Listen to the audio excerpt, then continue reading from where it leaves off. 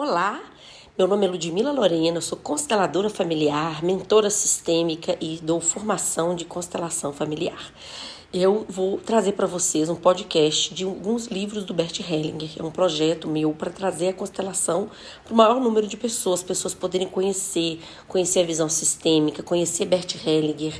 Então, dentro do meu propósito, um grande projeto que eu estou aí começando, eu vou trazer o primeiro livro, que é o livro Constelações Familiares, o reconhecimento das ordens do amor. Que esse livro é um livro ele é um livro de entrevista que uma jornalista, Gabriele Ten Hövell, ela faz com Bert Hellinger. Quem que é o Bert Hellinger, né? Bert Hellinger é um alemão.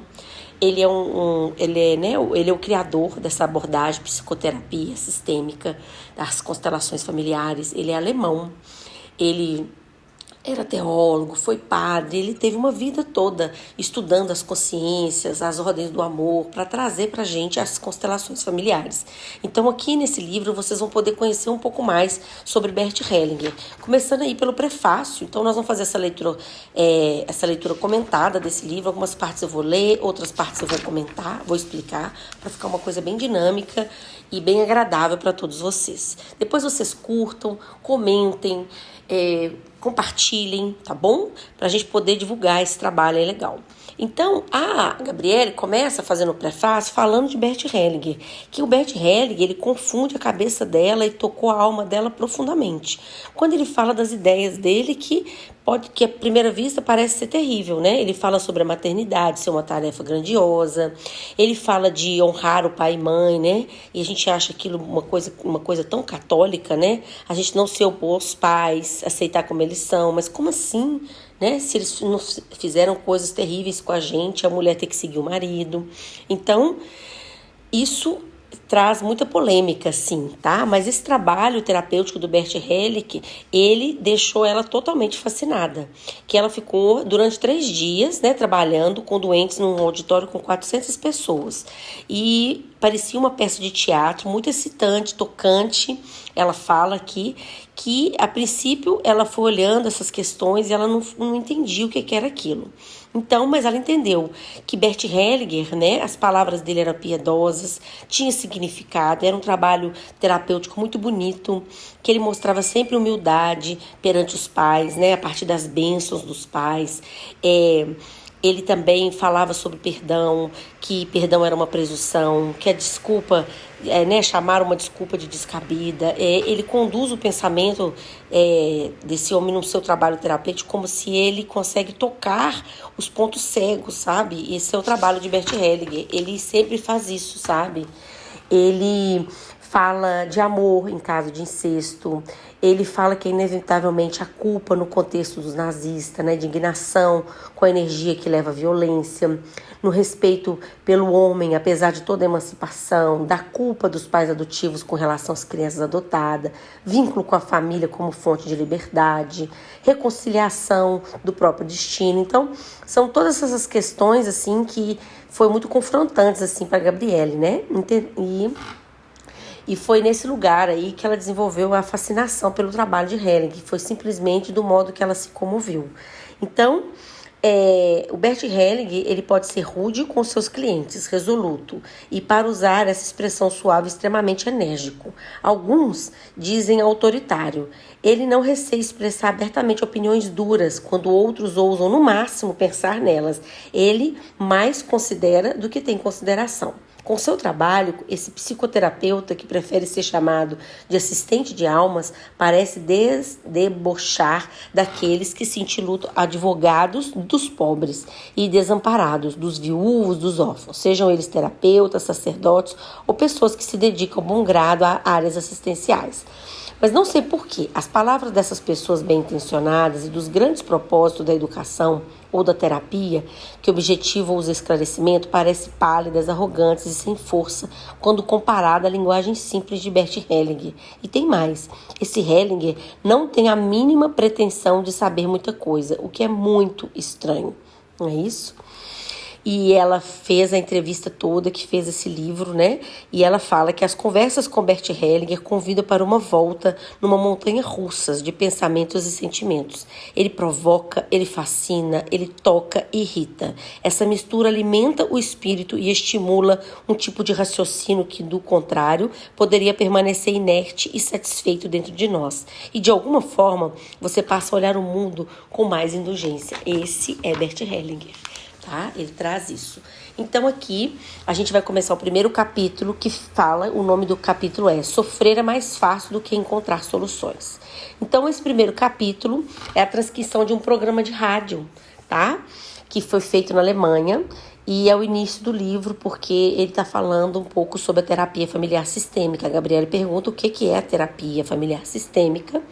E aí ele fala que na terapia familiar sistêmica, Bert Hellinger falando, trata-se de averiguar se no sistema familiar ampliado existe alguém que esteja emaranhado nos destinos de membros anteriores dessa família. Isso pode ser trazido à luz através do trabalho com constelações familiares. Trazendo-se à luz os emaranhamentos, a pessoa consegue se libertar mais facilmente deles. Então, o que são constelações familiares? Então, ele vai dar o exemplo assim, tá? Ele vai falar melhor sobre eles. Esse exemplo provém de um seminário que ele fez, um congresso, que ele trabalhou com doentes, com aproximadamente 400 pessoas que participavam como observadores. Então, o Bert Hellinger, ele inicia o trabalho perguntando aos clientes o que os aflige. Um jovem que tem 18 anos de idade, ele sofre de uma enfermidade que se manifesta através de taquicardia e distúrbios vegetativos. Então, o Bert Hellinger pergunta para ele, né? O que ele precisa, o que está acontecendo. E ele fala que tem muitos conflitos na família. Que com a minha mãe e meu pai são separados, minha mãe e meu avô são brigados. Isso cria muitos problemas práticos. Por exemplo, como poderei reunir todos para o casamento? Aí Bert Hellinger fala que para este trabalho que ele vai fazer, vai fazer uma constelação, é importante pouquíssimas informações, fatos externos e significativos. E não as pessoas, não o que elas estão pensando ou fazendo. Um deles, ele já mencionou, seus pais são separados.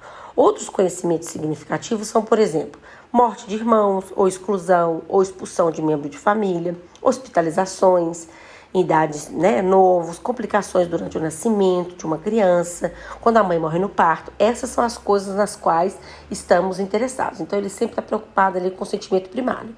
Então, ele pergunta para o jovem, o que aconteceu de significativo na sua família? Aí ele responde, a irmã gêmea da minha mãe morreu. Aí ele fala, isso basta, tá? Isso basta. Então ele fala para ele, você vai pegar agora e vai escolher no público as pessoas e vai posicionar o seu pai, a sua mãe e a sua irmã. Que ele fala que ele tem uma irmã mais nova. E para ele pegar essas pessoas e posicionar essas pessoas no campo para ele poder fazer a constelação familiar. E aí, essa constelação familiar, ele pergunta, como que as pessoas ali estão se sentindo, que ele vai fazer como que na cabeça dele aquela família existe, Então, o pai diz que não sente nada, a mãe está um pouco isolada, mas está longe do marido, e o filho está olhando para a mãe. Então, ele vai vendo lá naquele movimento que existe ali uma pessoa que está excluída, e o filho está identificado, que no caso é a irmã gêmea da mãe, que morreu aos 7 anos, que ela caiu do caminhão que o pai estava dirigindo e foi atropelada pelo pai. Então ele escolhe, essa pessoa excluída, pede para trazer a irmã para poder colocar no campo ali perto da mãe. E aí Bert Hellinger fala que a mãe tem que ficar junto com a irmã, que ela não tem muita força para olhar para o marido realmente, porque ela está muito ali no sentimento da perda da irmã, ela está ainda muito emaranhada ali naquele sistema, e pediu os filhos para poder ir para a esfera do pai, ficar junto com o pai, para que esses filhos, o filho precisa ficar por um certo tempo ao lado do pai, realmente perto. Aqui está a força que pode curá-lo. E isso faz sentido para você? Ele pergunta para o menino. E aí o menino fala que sim, até certo ponto. Que durante muitos anos ele teve contato com seu pai. Agora, nos últimos anos, ele vê o pai e sente que ele tem muitas expectativas, o pai tem muitas expectativas em relação ao filho que ele não pode satisfazer. Aí o Bert Hellinger fala que esse menino precisa pedir a bênção desse pai. E aí eu vou voltar aqui para falar para vocês. Então, essa foi a constelação. E aí eu vou explicar um pouquinho para quem não conhece a constelação, né? Que o que é curioso nas constelações é que as pessoas escolhidas para representar os membros da família se sentem como as pessoas reais, tão logo se encontram na constelação. Algumas vezes começam a sentir até sintomas que os membros dessa família têm, sem sequer saber algo sobre eles. Exemplo, uma pessoa teve um ataque epilético quando representou um epilético. E frequentemente, um representante tem taquicardia ou sente um lado do corpo mais frio. Ao questionar nas pessoas reais, verificamos que é realmente o que sentem. Não existe uma explicação para esse fato, mas foi constatado milhares de vezes nessas constelações. E o que ele pode ver, né, quando ele olha para uma constelação? O que o Bert Helling olha quando ele olha para uma... como essa constelação atua. Aí ele vai falar que ele pode ver os relacionamentos entre os membros da família.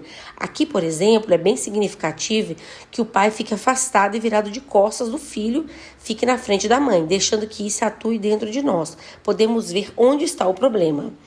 E o senhor fala de emaranhamentos. O que isso quer dizer? Aí Bert Helling vai explicar o que é emaranhamento, para vocês entenderem essa constelação que passou. Emaranhamento significa que alguém na família retoma e revive inconscientemente o destino de um familiar que viveu antes dele. E então, quando uma pessoa volta a fazer parte do sistema familiar e é honrada, ela olha afetuosamente para o descendente. Isso, né, no caso da irmã gêmea que morreu, né? Que a gente está contando aqui dessa constelação. Isso não é tão fácil de ser entendido.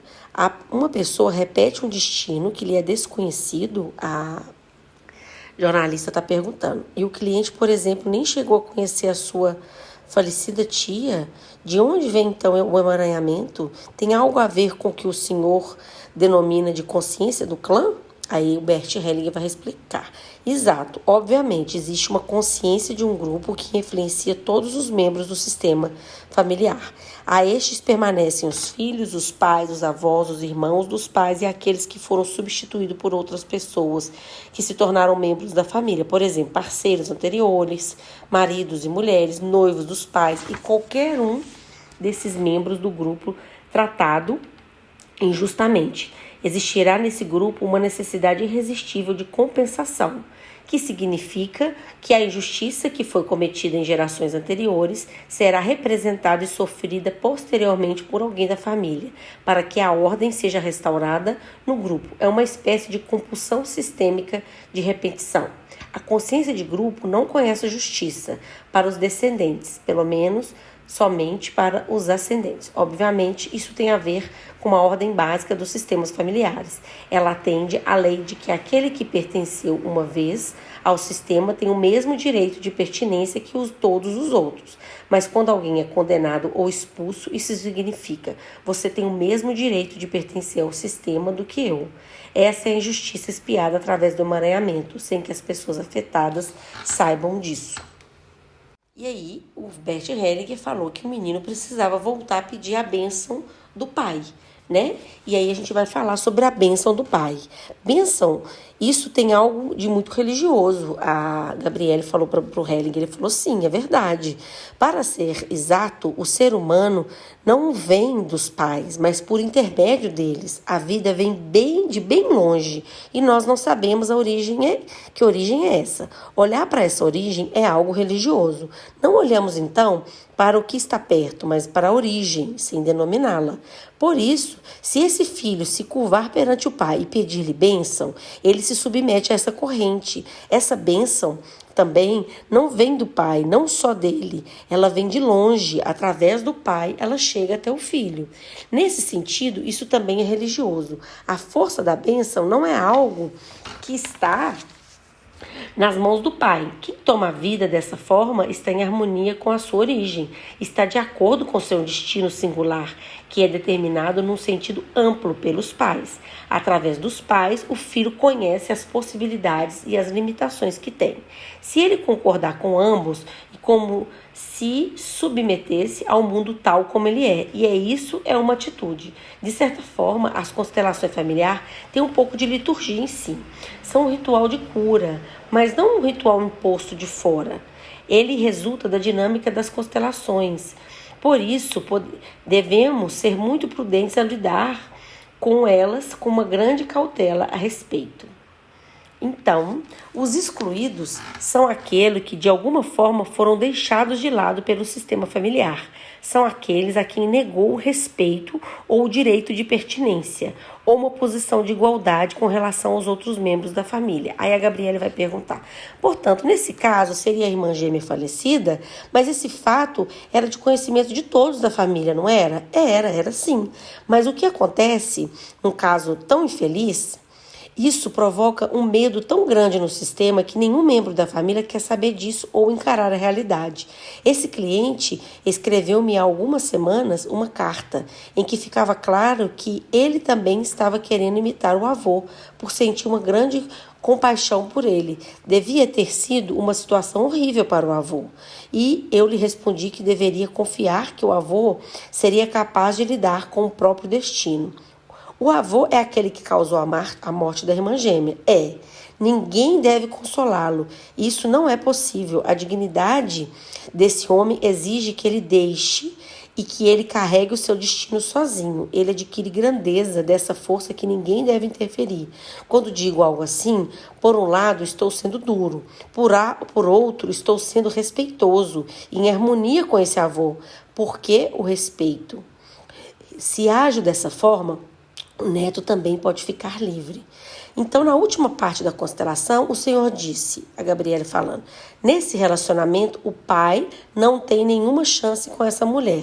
Esse relacionamento está fadado ao fracasso. Isso também parece categórico, não é? Aí ele responde, mas isso não é algo que eu tenho imaginado. Se o irmão gêmeo falece cedo, principalmente do modo como aconteceu, então o outro quer segui-lo.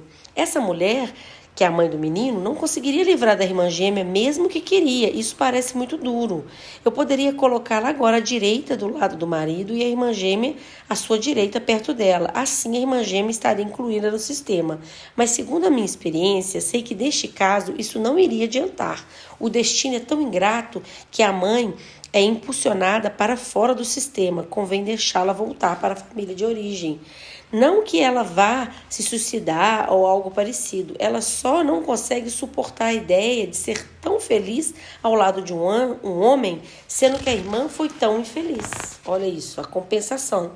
Né? Por isso que o casamento dela não deu certo, porque ela perdeu a irmã e ela não aceitava ser tão feliz assim. O amor é muito profundo que atua aqui. Se eu respeito então a mãe, fica livre para seguir o próprio destino e sente-se mais leve porque agora está ligada à irmã gêmea que for excluída. Mas a possibilidade de viver feliz ao lado do marido é algo que vai contra toda a minha experiência. Não se pode subestimar os vínculos profundos. Então, nesse caso, a Gabriela pergunta, o senhor fez um pequeno exercício com o jovem?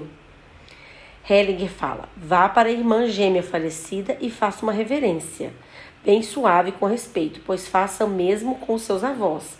Faça isso com respeito e reconhecimento aos destinos deles. Porque o Bert, ele, por mais duro que pareça, ele vai deixando destino com cada um. E se cada um fica com o seu destino, eles não precisam repetir as histórias. Os descendentes não precisam repetir as histórias. Quando a gente não aceita a história, não aceita os destinos, é que a gente repete a história. Tá? Então é nesse problema. Então o problema e o sofrimento são mais fáceis de suportar do que a solução. Isso tem a ver com o fato de que sofrer o mantém o problema e é algo que profundamente vincula a um sentimento de inocência e lealdade em relação a um familiar. Com isso, a pessoa tem a esperança de que o próprio sofrimento possa salvar uma outra pessoa da família. É isso, tá? Que eu expliquei aqui. Então, o cliente ele vê agora que a tia não precisa de salvação e isso representa para ele uma grande decepção, porque dessa forma tudo que ele fizera por ela até então teria sido em vão. Isso não é tão fácil de reconhecer. Ele prefere manter o problema, mesmo conhecendo a solução. Então o terapeuta não deve interferir ou fazer qualquer outra coisa, ou entrega uma boa alma. Isso é tudo que ele pode fazer. Então, ele deixando cada um com o seu destino, os outros descendentes estão livres. Mas quando esses descendentes não querem deixar, né? Acha ainda muito difícil, não tem como, a gente não tem muito o que fazer. Porque às vezes sofrer é a solução, né? É ficar naquele lugar, é as pessoas que escolhem. Então, vamos falar da solução. Aliás, aí a O jornalista pergunta: este é um ponto a partir do qual normalmente se continua o trabalho terapêutico. O senhor para simplesmente aqui. Aí o Bert Hellinger vai falar, porque ele encerrou a constelação. Há algum tempo o cliente escreveu uma carta na qual pode ver que sua boa alma tinha continuado a trabalhar. Depois de algum tempo ficou claro para o jovem que ele não foi capaz de aceitar a bênção da irmã gêmea da mãe, porque estava identificado com o avô. O avô dele não conseguiu aceitar o amor da filha morta. O avô que causou a morte da filha, sim. Ele se sente tão culpado por ter atropelado a filha que não consegue se sentir aliviado com o sorriso amigável dela. Naquele momento, o cliente estava identificado com o avô. Então eu pude agora ajudá-lo, porque nesse meio tempo a alma dele continua a agir. Ficou claro que ele que se passa com o avô. E ele disse que deixasse o sofrimento com o avô. E assim ele ficaria livre. Então, as questões desse menino tinham a ver com a tia, ele estava identificado com a tia que morreu e com o avô que teve um destino difícil. Então, é uma dupla identificação. Por isso que o menino estava doente, né? E ele tinha questões tão profundas. E ele pôde se identificar, né, com o avô e com a tia. Então, ele pode ser possível curar uma doença quando essas forças positivas são colocadas em ação. Mas esse não é o meu objetivo primordial. Meu objetivo está no âmbito da alma e da família. Se com isso a doença melhora, fico contente, mas é uma área que prefiro entregar aos médicos.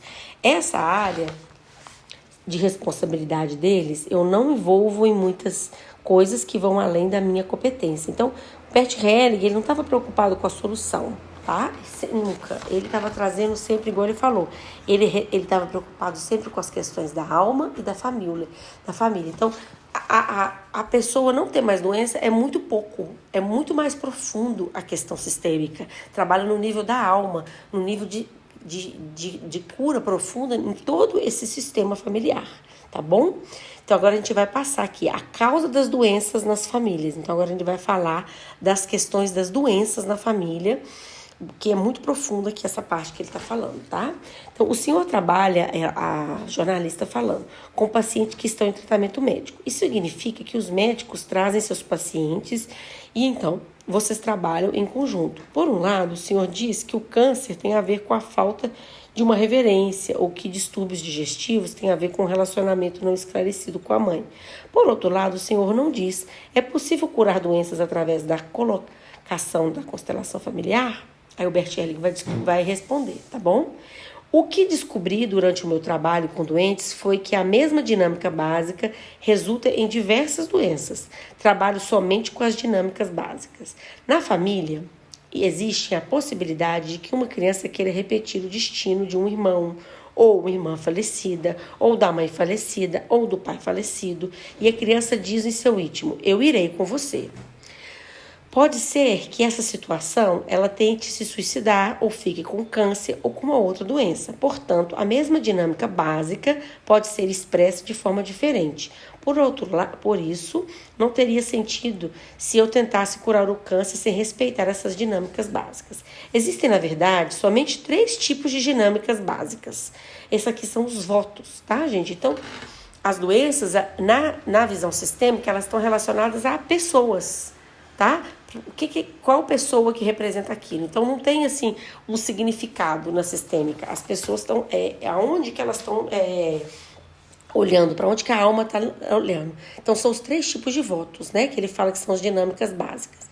Eu o acompanho na morte ou na doença ou no destino. Então a alma acompanha a pessoa que foi, ela vai junto, né? Ou então ela faz um outro voto na alma dela que é melhor eu morrer do que você, melhor eu partir do que você. Tá?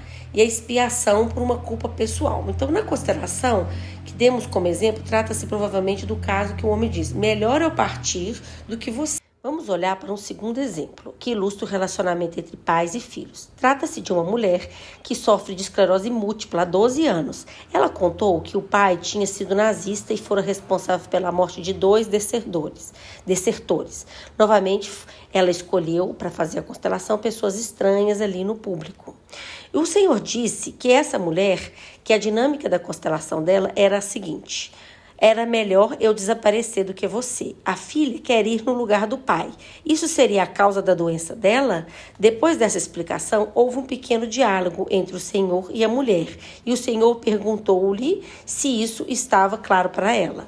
Aí, o cliente: ficou claro para mim, a menina respondendo, a menina que tinha esclerose, que eu posso parar de carregar qualquer tipo de responsabilidade pelo meu pai ou de ser responsável por ele. Olhar o para que um ele segundo fez exemplo, não tinha que ilustra o sido relacionamento mencionado entre até pais 2 e ou 3 filhos. anos atrás. Trata-se do caso E contém de uma mulher tudo que isso sofre para de esclerose meus múltipla irmãos há e 12 irmãs. anos.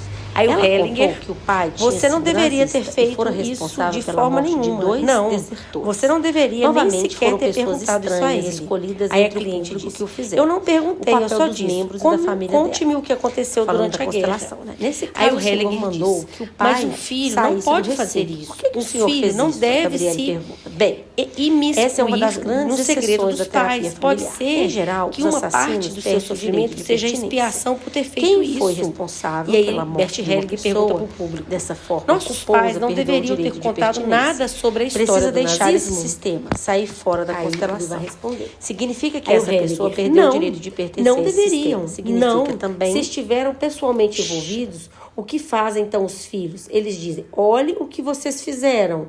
Assim os filhos se tornam tão maus quanto os pais. E aí o público pergunta, alguém do público pergunta: posso descobrir coisa dos meus pais e também entender por que se comportaram desse modo e perdoá-los? Aí o Berlet vai responder: a uma criança não é permitido nem entender nem perdoar. Isso é uma presunção. E a gente vai falar da presunção e as consequências, né? E aí ela pergunta que uma parte do público ficou muito indignada. As crianças têm um senso intuitivo de justiça. E então, por que não deveriam perguntar? Elas percebem quanto os pais têm algo que lhes pesa na consciência. Sim, Bert Hellinger, elas podem perceber, mas não devem se envolver. Aí a Gabriela pergunta: as crianças não são adultos, elas simplesmente fazem perguntas, como toda a inocência. Só por causa disso precisam ser castigadas com uma doença?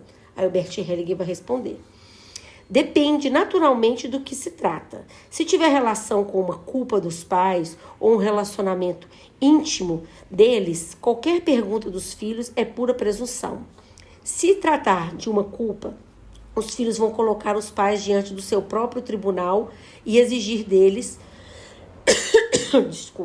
justifiquem-se. Não existe presunção maior. Se os filhos fizerem isso, eles vão castigar a si mesmos, mesmo que os pais contem voluntariamente algo do seu relacionamento conjugal.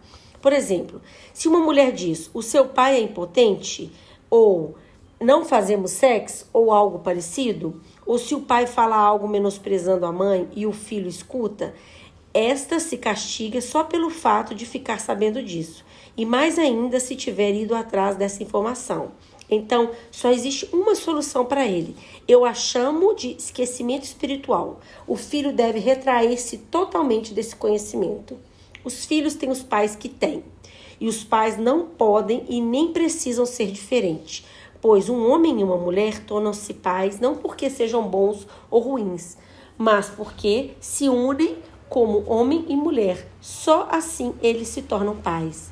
Por isso, os filhos devem tomar a vida dos pais como eles a dão. Os pais não podem acrescentar nada, nem tirar nada dessa vida. Os filhos também não podem acrescentar nada, nem excluir nada dela. Devem tomar a vida assim como os pais a deram. Olha que coisa linda, gente. Não deveria ser o contrário? Não deveríamos dizer aos pais: vocês não deveriam fazer nada, deveriam separar a esfera da vida das crianças dos adultos? É claro, Bert responde. A criança não tem nenhuma culpa se foi tomada como confidente. Entretanto, o efeito é o mesmo. Simplesmente, o fato de se tomar conhecimento faz com que a criança seja colocada numa posição que não pertence a ela. Mas eu lhe dou toda a razão. Devemos fazer isso aos pais. Antigamente, as esferas entre pais e filhos eram bem mais separadas do que de hoje em dia. A camaradagem que existe entre pais e filhos e que podemos observar frequentemente nos dias de hoje é uma coisa terrivelmente para as crianças. E aí a menina fala: vamos voltar lá no exemplo de um seminário. Uma mulher conta, aí vamos contar a história de um seminário.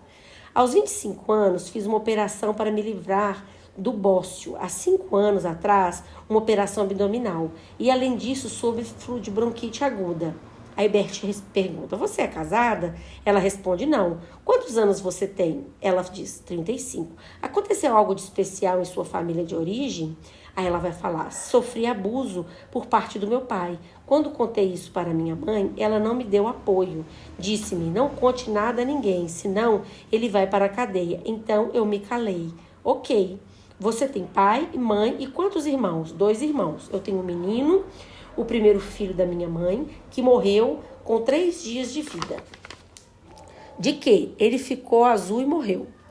Bem, agora disponha na constelação a sua família, pai, mãe e os filhos. Depois de montar a constelação, a mulher se senta ao lado de Bert Hellinger e pergunta aos representantes dos membros da família. Aí o Hellinger vai perguntar, como se sente o pai? O pai que está representando lá naquela constelação. Aí o pai fala assim, não sinto nenhuma mulher ao meu lado, só sinto que eu tenho uma relação com a filha.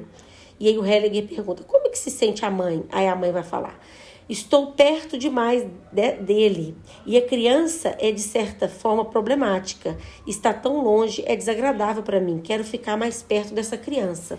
Como sente a filha? Tenho as mãos quentes, sinto agressividade, medo e raiva. E Hellinger para a cliente. Agora vamos acrescentar a criança que morreu. Escolha alguém e a posicione. O que mudou para você? Pergunta para a filha. A filha diz, sinto-me bem melhor, mais protegida, não estou mais sozinha. O pai diz, sinto que tenho um relacionamento com ela. A mãe, quero simplesmente ir para junto dessa criança. Para a sua filha, a Bert pergunta, a mãe diz, eu gostaria de unir a família. O irmão fala. Então, como você se sente? Sinto-me morta.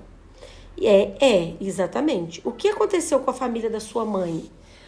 Aí a cliente vai falar, uma irmã dela foi para do país estrangeiro com 8 anos de idade e ficou por lá. Aí o Hellinger, como uma menina de 8 anos de idade pode ir embora?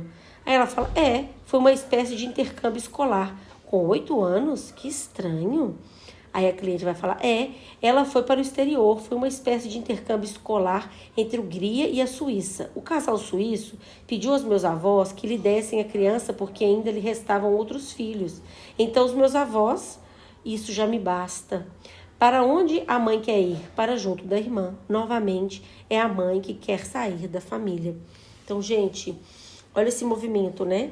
Aqui de novo, a mãe dessa menina... a filha, ela foi abusada pelo pai, mas o movimento era a mãe querendo ir embora. Por quê? Porque ela teve uma irmã que foi embora e a alma da mãe não olhava para a família dela, olhava para a irmã que foi embora, né? Que os pais deram àquela filha. Então, a irmã foi entregue para adoção e a mãe também quer ir embora. Ela quer ir para junto da irmã. Existe um amor muito profundo e um vínculo muito grande entre irmãos. Se um deles sofre, o outro também. Por exemplo, se uma criança é deficiente, os outros muito frequentemente comportam-se como se não pudessem aceitar totalmente a vida. Esse é um efeito desse amor à lealdade. Aí a Gabriela pergunta, o senhor perguntou o que aconteceu na família da mãe e não na do pai. Afinal de contas, foi o pai que abusou da filha. Pode-se ver na constelação que o problema estava com a mãe. Em caso de abuso de menores, existem, na maioria das vezes, 2 agressores. Na verdade, um está no primeiro plano, neste caso, o pai, e o outro em segundo plano. Por isso, nesses casos, não existe solução se não olharmos para ambos os agressores. Dizer isso aqui é um pouco arriscado. Entretanto, eu diria que a mãe quer se afastar do pai para seguir a irmã. Sentindo-se culpada com relação ao marido, oferece a filha como substituta. A gente disse aqui uma questão muito pesada, que é as questões do incesto, né? Então, a falta, né? Aquele movimento ali na família que vai criando esse movimento. Então, a gente vai falar... Isso é muito provocativo. Muitas pessoas que trabalham com meninas que sofreram abuso sexual certamente ficam indignadas quando ouvem que a mãe é, na realidade, a causa do abuso. Naturalmente, não é que eu tire a culpa do homem. Seria um erro encarar as coisas desse modo. Temos simplesmente que ver o quadro completo. Não bastaria para a criança ficar zangada com o pai. Ela tem que ficar zangada também com a mãe. Pelo que pude observar até agora, os pais estão quase sempre em coluio, num pacto secreto quando se trata de abuso de uma criança. Em todo caso, tudo o que o Senhor diz soa muito estranho para os ouvidos analíticos. Pode-se dizer que o Senhor está fazendo toda sorte de afirmação. Como o Senhor sabe de tudo isso?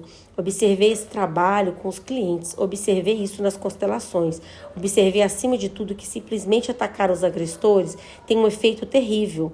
Portanto, um ataque àqueles que foram culpados. Sim, porque a criança permanecerá leal ao agressor, que é castigado e se castigará também. Se ela não fizer isso, um filho seu poderá deixá-lo mais tarde. Isso acontece frequentemente ao longo de várias gerações. Tive certa vez uma experiência muito singular no seminário para psiquiatras. Uma psiquiatra disse que tinha uma paciente que sofrera abuso do próprio pai, e a psiquiatra estava muito indignada. Eu lhe disse para montar a constelação dessa família, e ela assim fez. Então eu lhe disse para se posicionar como terapeuta, ao lado da pessoa perto da qual achava certo ela ficar. Aí ela se colocou ao lado da cliente, e todos no sistema ficaram zangados, e ninguém demonstrou confiança.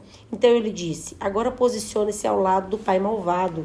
Todos no sistema respiraram aliviados e passaram a ter confiança nela. Através dessa constelação, descobri que o terapeuta deve se ligar ao agressor. Só fazendo isso, ele pode restabelecer a ordem para os outros. Assim que o terapeuta se liga à vítima e fica indignado, provoca um efeito negativo em todos os membros do sistema, principalmente na vítima. Esse é o resultado das minhas experiências. Não é o que eu acho que deva ser assim. Essas conclusões surgiram nas constelações familiares. No entanto, se uma outra pessoa vir ou tiver uma outra experiência que ajude, volto atrás imediatamente. Não quero impor regras de como deva proceder. Então, não é um sistema teórico fixo? Não, de jeito nenhum. Não somente nesse contexto, como outro qualquer, eu trabalho fenomenologicamente. Isso é, eu olho para o que ajuda. Também experimento. Quando encontro um caminho, crio uma hipótese, mas ela muda de caso para caso. É como o senhor perceber o que ajuda? Vejo na expressão do rosto. Logo que a solução é encontrada, as fisionomias se iluminam e todos ficam descontraídos. Isso vai contra a expressão muito conhecida. Não se pode agradar a todos. Na terapia familiar, a solução é aquela que satisfaz a todos os membros da família, quando cada um está no lugar certo, aceita o lugar que lhe cabe e onde deve ficar, ocupando sua posição sem intervir na vida dos outros. Então, todos veem reconhecimento da própria dignidade, se sentem bem. Essa é a solução. Fim da entrevista. Então, visando, gente, que o Bert Helling, ele está sempre olhando para qual movimento de amor que está sendo feito. Pode ser um amor de movimento de amor cego, de amor interrompido, entendeu? No caso dessa menina é um movimento de amor cego, ele está olhando para o movimento de amor, ele está olhando para as almas, para que isso seja restabelecido. Ele não fica olhando para a dor, ele olha para o amor, para que a ordem seja restabelecida. Então, quando ele fala que a terapeuta tem que olhar para o agressor, por quê? Porque ela precisa olhar aonde está o movimento de amor. E que movimento é esse para que ele se torne um movimento de amor saudável, né? Que ele possa ser desligado. Então, por exemplo, quando você vê esse movimento dessa criança em direção a esse pai, é um movimento dessa criança. A gente tem que olhar para o amor dessa criança que está querendo restabelecer a ordem na família e tirar a culpa dessa criança, né? Para que ela possa retomar, que até mesmo hoje ela possa ser uma adulta, mas ela possa retomar a força dela e voltar para a vida, para ela não ficar presa naquele lugar. Porque se ela ficar na culpa, se ela ficar naquele sofrimento, muitas vezes essas questões de abuso, a pessoa não consegue sair.